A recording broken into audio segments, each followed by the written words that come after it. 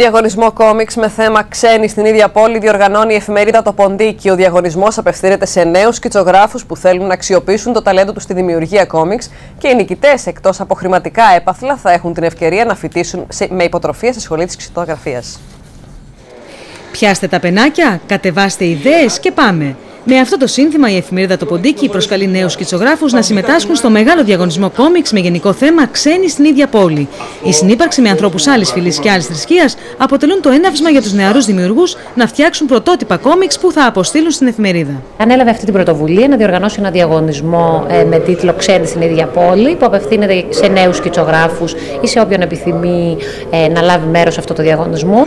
Στην κριτική επιτροπή μετέχουν καταξιωμένοι σκητσογράφοι και άλλοι δημιουργοί από το χώρο της τέχνης και της δημοσιογραφίας που έχουν αγαπήσει τα κόμιξ. Το κόμικ είναι τέχνη και μάλιστα τέχνη που εμπεριέχει λόγο, εικόνα, σκηνοθεσία και ιστορία. Η αθανασία, η αταξία και η αναρχία είναι τα τρία μεγάλα κλειδιά στους δημιουργούς. Το θέμα ουσιαστικά αφορά το ρατσισμό και τη συνύπαρξή μας με τους ξένους ανθρώπους από άλλους τόπους που έχουν έρθει στην Ελλάδα.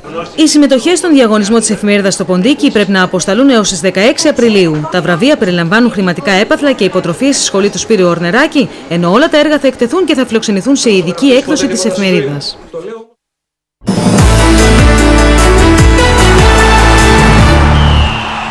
Στην κορυφή της Super